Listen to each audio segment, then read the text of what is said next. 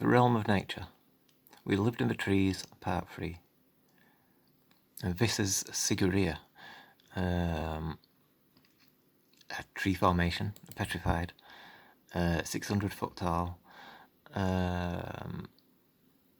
you can see like the tree shape of it and stuff like. And then there's this like city which were built on top of it.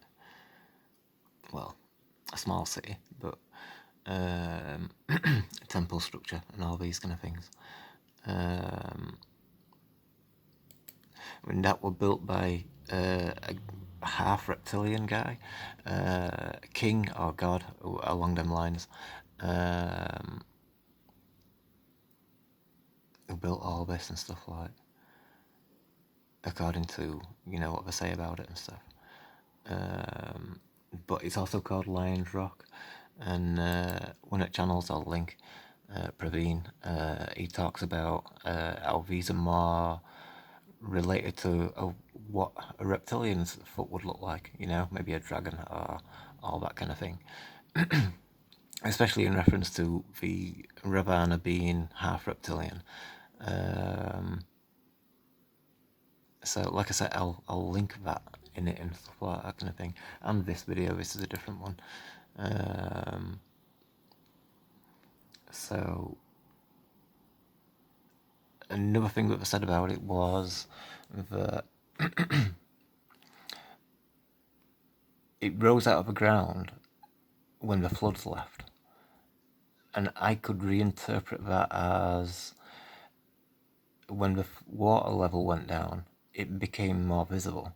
You know what I mean? And suddenly you could see the entire thing once all the water had gone and stuff like. So it was like a tree before the flood. And then the Great Fire and then the flood,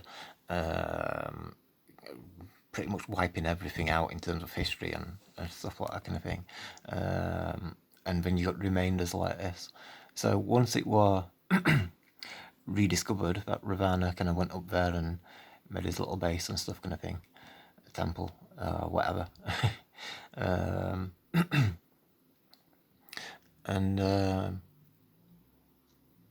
that's it, yeah, you know, I mean, it's like a living situation. But I don't think it rose up out of the ground, though. You know what I mean? I mean, otherwise they would have said it was a volcano, or there'd still be evidence of it being a volcano and stuff like.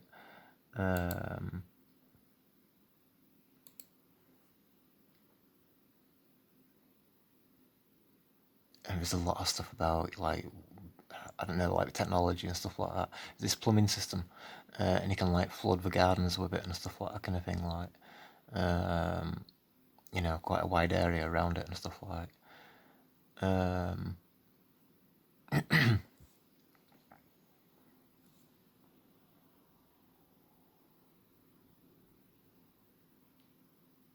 think it's halfway up as this.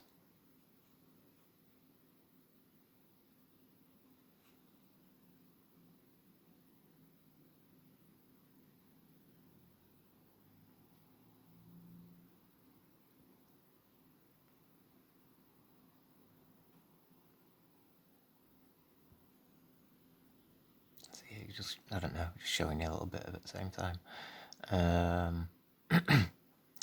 So, yeah, also, I want to show you Paratasang. This time, this one with audio. So, I'll put the volume back on.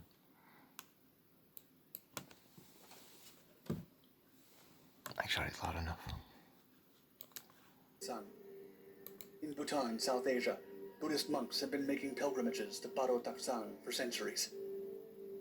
Known as the Tiger's Nest, this site was once little more than a cave used by religious pilgrims.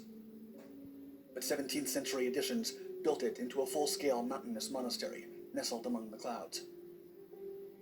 The valley floor sits at an altitude of 7,000 feet, already making it difficult to reach from the nearest town, Paro, 6 miles away.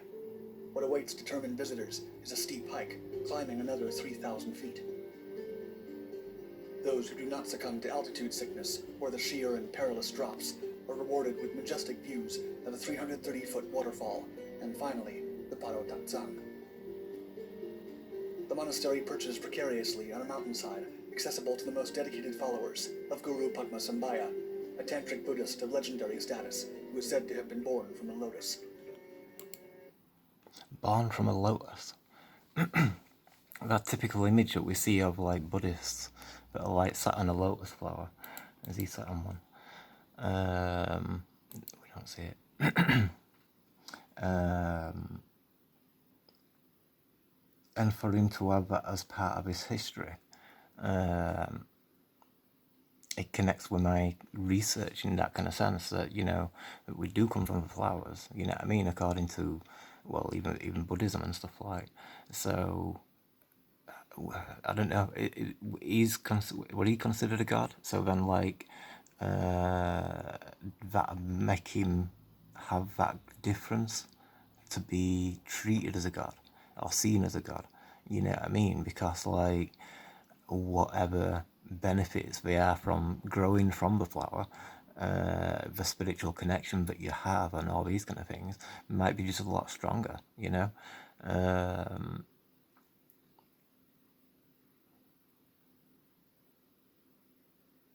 You know, maybe so, because it's like, the difference is that we have parents, and if you come from a flower, then you've not got that parental guidance, have you? You know what I mean? So relying on the elementals and spiritual guidance and stuff like that, your connection to source, would be your intuition, you know what I mean, and stuff like, and how well that's developed.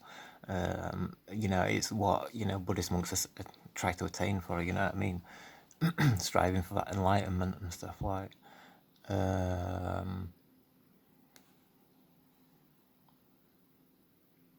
And there's a little bit more. Oops.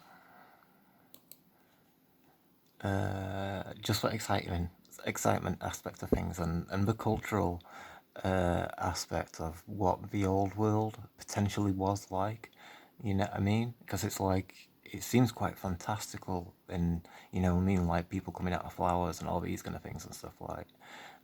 Like I say, like you compare it with like a fruit. You know, fruit comes off a flower, like a strawberry, and it's got seeds on it. You know what I mean? And them seeds will separate from the strawberry and become a plant.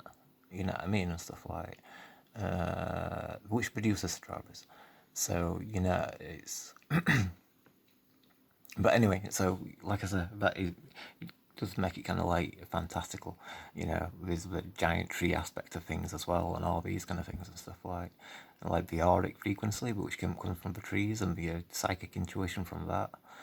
There's so much to be considered within it all, you know, especially for all the network of all the trees, like underground and stuff like, with fungus and, you know, the brain network of the forest and stuff.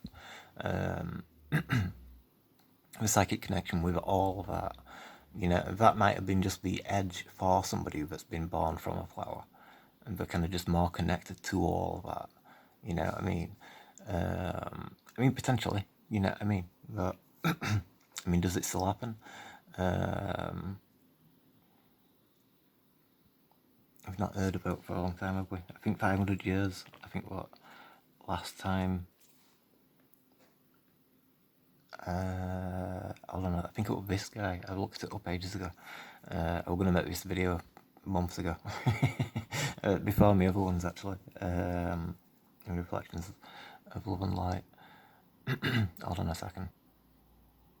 Yeah, I'll save it for another video. But yeah, like I said, I think it was this guy, which was like 500 years ago.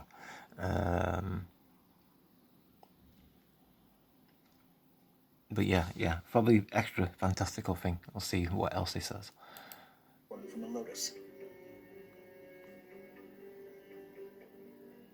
While legends claim that Padmasambhaya arrived at the cave on a flying tiger who had previously been his romantic muse, thereby giving the tiger's nest its name, there's archaeological evidence to support the idea that the location has been used for meditation since as early as the 8th century.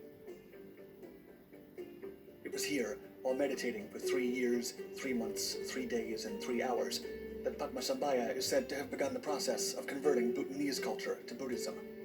For this reason, Bado Tak Sang is still considered one of the world's holiest sites. Another legend states that when Padmasambhaya eventually returned to Tibet to share his teachings, he met a disciple named Pelki. Pelki returned in the year 853 AD to Paro Taktsang to meditate in a cave that he called Pelki's Cave. Pelki later died in Nepal, but it's said that his body miraculously vanished and reappeared in his cave at Paro Taktsang, where it remains sealed in a shrine above the monastery's entrance.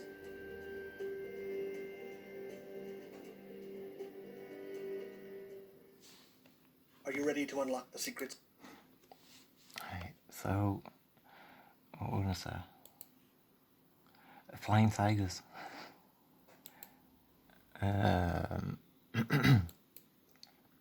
I think that's quite cool. You know what I mean? I don't know about the legitimacy of it, but at the same time, it wouldn't surprise me. You know what I mean? It's, I suppose that's why they call it the tiger's nest and stuff like that kind of thing. And it's right high up and all that kind of stuff like so.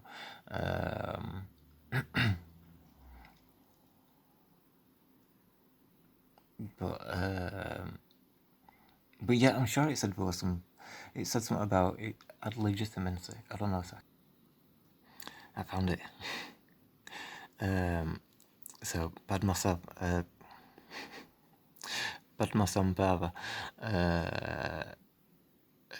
he were around between where are we now?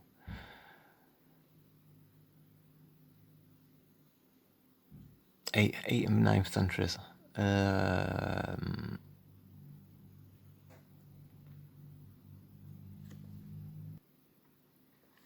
And at Paro Taktsang,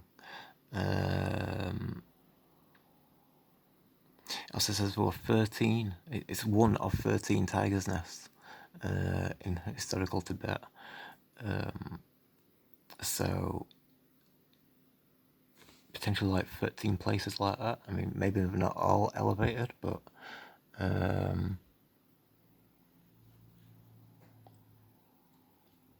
just adds more to it. You know what I mean? But yeah, you've got the rest of it's, you know, just a general idea that, like, you've got these historical figures, these spiritual leader kind of figures, good or bad, you know what I mean? I'm not sure whether that Ravana were a good person. He might have been kind of like a Marva, I don't know. But choosing the locations of these elevated places, like trying to get closer to the heavens and that kind of stuff, like. Although Sigiriya is like, you know, it's more like potentially a fortress in a sense of like, you know, because it's got its defensive position. It's got all its waterworks, which work all in gardens and stuff kind of thing. So, you know, there's a lot dependent on that kind of thing. But they still chose these locations, you know what I mean? In one sense, Sigiriya is like the safety of the tree. This could be considered the safety of the tree as well, you know, but I